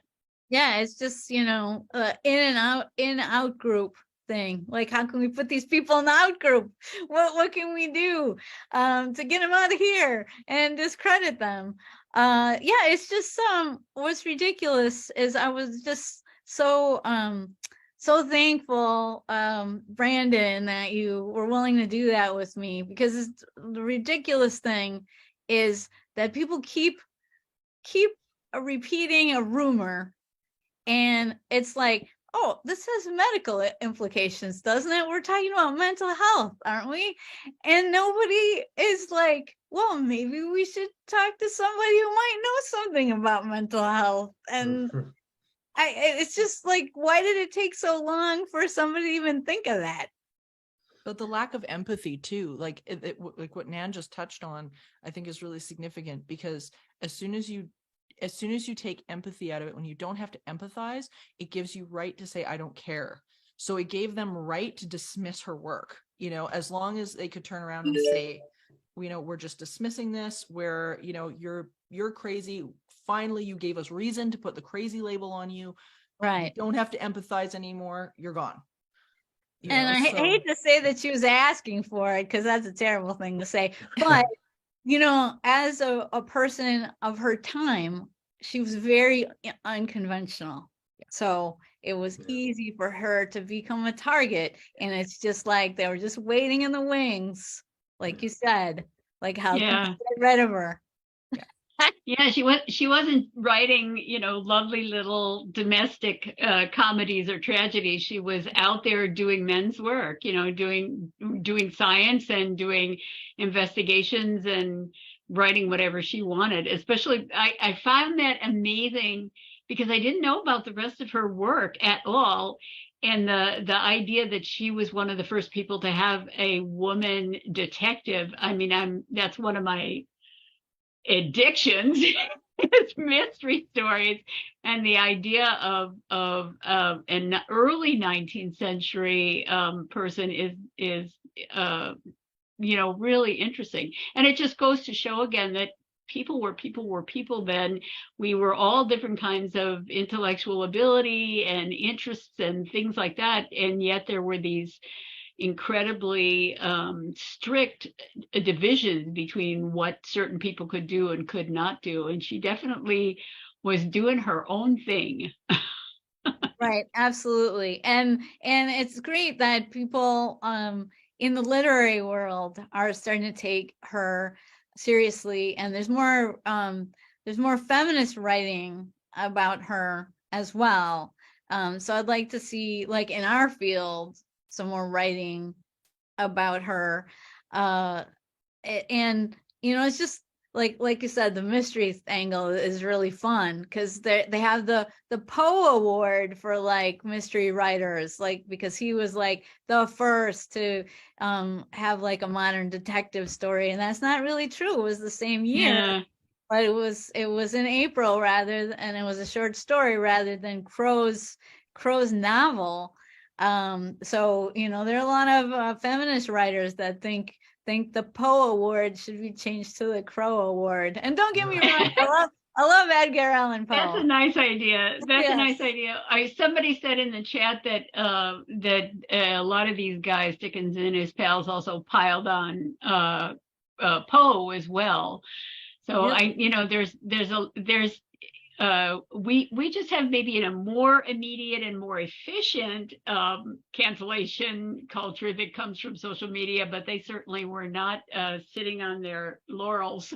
They were out there banging on people that they didn't want to have to compete with, that kind of thing. Yeah. Well, listen, thank you so much. You guys were at the 2-hour mark, and like I said to Tim the other day, we don't want to completely destroy our speakers by making them stay for the entire day. So I haven't gotten any more questions in the chat, and I think this conversation has been really good. And I know all of us here with our faces and everybody in the group have really enjoyed what you've had to say. Oh, I I'm so wanted to say glad. before Lisette leaves the group, is that now that I know more about Catherine Crowe, before I just thought, well, this is an intellectual lady who was writing at her little table under the oil lamp. Now that I know all this other stuff about her, she just reminds me so much of Eileen Garrett and so much of Eleanor Sidgwick and Katherine Johnson and all these people that just followed that intellectual urge and did the best work they possibly could do. And it's wonderful to know this. I think Carlos knew this because he was constantly talking about how wonderful her book was and all that kind of stuff. But honest to God, yes, he was always interested in making sure that women in parapsychology were more understood and more talked about. And we have his digital papers and his paper papers that are around here. We have an entire thing of light. We have an entire thing of the Zoists. We have, all these. Oh, wow. Things that, I gotta get in there. I want to see your library. I'm only an hour away. You got to come and visit once I get it all off the floor. But he was really interested in all that. And yes, I know, I've heard that. But and he was multilingual too. He was always poking at me to learn German because that wasn't one of his languages, but he could read, Spanish, Portuguese, and Italian besides. Wow, I did not know that. That is. And French, yeah. And French too. And French, yeah. He couldn't What exactly am I doing? Nothing. Lisette can speak it, and she speaks Greek too, but we, he would say, well, couldn't you so he finally co-opted Erlander Haraldson, who could speak absolutely everything and read whatever he couldn't say. So he did it that way. But he was always focused. And I think it was partly because his mother was a very, very strong personality and kind of lived her own life the way that she needed to do, And I think that helped a lot. But he was really interested in her, and I heard about it. And I was kind of proud of myself that I had actually read it already, but I didn't read it with the same depth of understanding as he did. So I've just loved this thing today. So before I get nutso and keep talking, I just wanted to say thank you again, you guys. And I need to kind of tell you what we're going to do next. So if you guys don't mind, I'm going to share let me find what I did with my PowerPoint and I will share it again.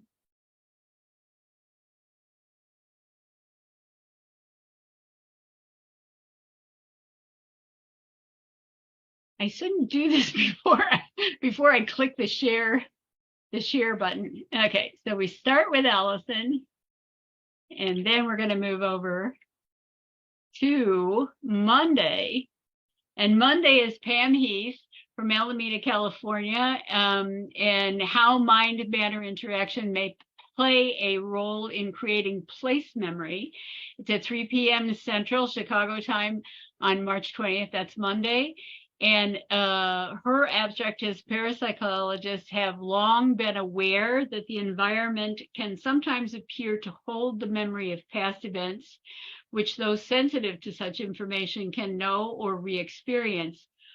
A literature review reveals that place memory originating events tend to fall into one of two very different categories.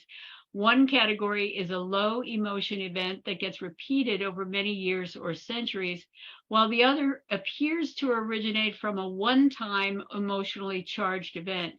The latter category is particularly interesting as it would seem to have all of the experiential constituents we see in spontaneous mind-matter interaction.